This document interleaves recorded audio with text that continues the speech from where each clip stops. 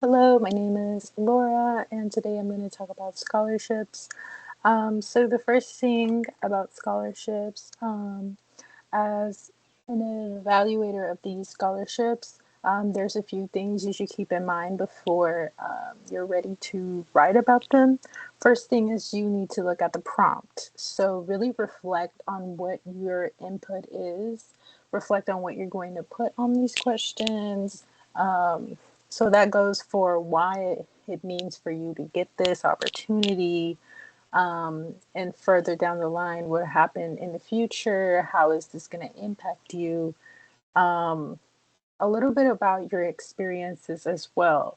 um, they want to know more about you. When people are reading this, they want to know, oh, they have an immigrant background, for example, and you can list things that are special to you as an immigrant coming to this country and why you need the funding. That's an example. um, Further than that, I believe that your individual experiences are actually going to make your application stand out even more. This can be a little biased depending on people, um, but when it comes to that, people really want to see why you're engaged into their scholarship. So it's really putting an extra, going to the extra mile to really show who you are and why you want to obtain it. Another thing is, if you are familiar with the scholarship, if you're familiar, for example, if you're applying to Coca-Cola scholarship, you know somebody that works there. That's awesome. You can relay that into your writing. Hey, someone works for this company. It is really impactful for me because this, and this, A, B, C. Um, After that, that's how you're going to really convey your ideas. I suggest writing down your ideas before you actually complete the scholarship. Sometimes I believe most of the scholarships are online or maybe are in a little form. And from there, you can already have, structured from what I am as an individual, how is this going to help me, and what would it mean for the future. And then from there, you're already set. So the next thing is your grammar and your wording for the scholarship. So if your scholarship says you have a limit of 300 words, it's suggested that you go ahead and do those 300 words. You could meet it at the halfway mark. For me, it's just as an evaluator, I would love to see more writing, maybe even the maximum amount of words, because then from there, I would say, hey, this person's really interested. They're, really using their time in typing this out so they can really express how they want to receive whatever. Um, and from there, it's just the way you look at it. Um, and how well put together your sentences are. That means for grammar, that means for spelling, that means for intent. Um, I'm not going to bash anyone, but please don't put minimum of 5 sentences in a scholarship application. That is a no-no. Um, we could tell also if you're using AI, which is a big difference.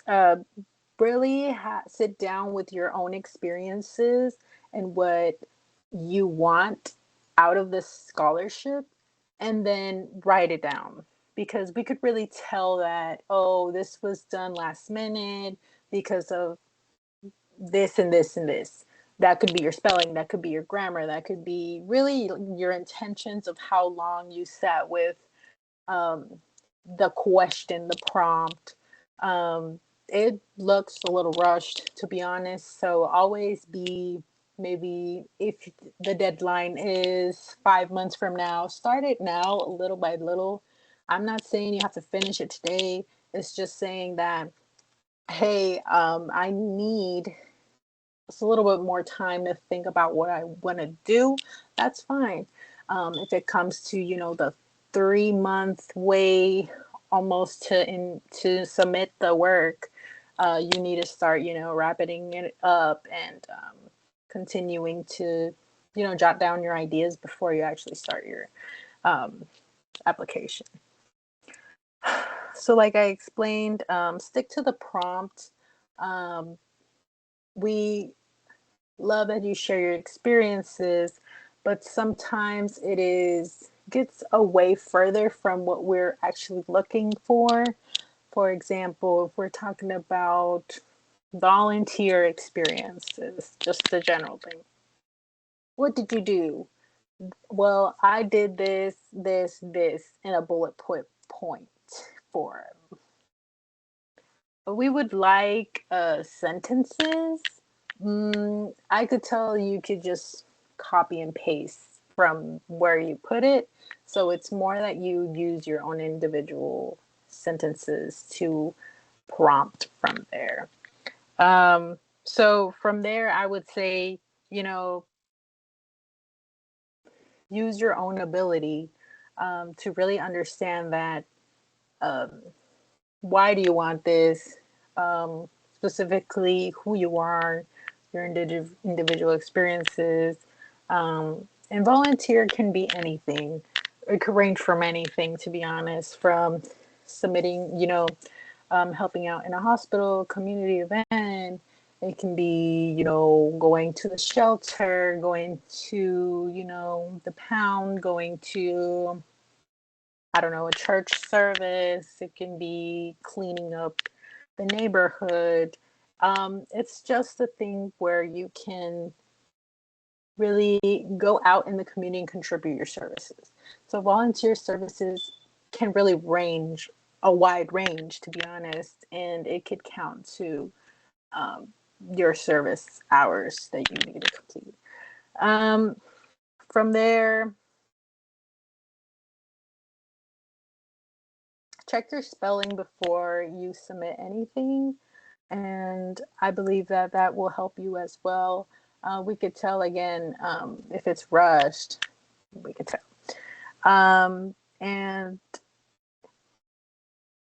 no abbreviations. I don't know if I touched upon that, but if you have certain abbreviations, I know what it is, but it's more looking like a note that you put to remember what it was. So when I say abbreviations, it could be like texting. For example, to be continued, TBC. If you're writing in full sentences, it's going to sound weird. I did this on a Tuesday morning, TBC, I don't have my hours yet.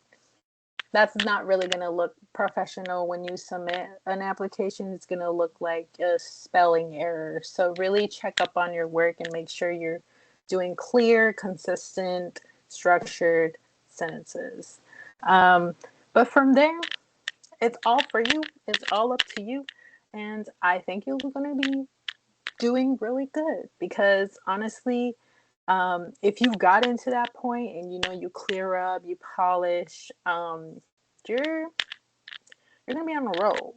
And these are just gonna be some little tweaks that you're gonna have to do. It's gonna get a little bit to get used to, but it's never too late to peer review.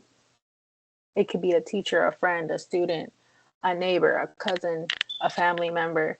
Um, Never forget that you can peer review, let other people read your writing. And from there, you could see, oh yeah, I missed a period. Oh yeah, I need capitalization. Oh yeah, that didn't make sense. You could change it up and you can really, limit mistakes, but also learn from the mistakes and just keep in the habit of how you can improve your work. So that's it for me when it comes to scholarships. I hope you have a great evening, a great morning, and let me know what you think about this video. So I hope this was helpful. Thank you so much.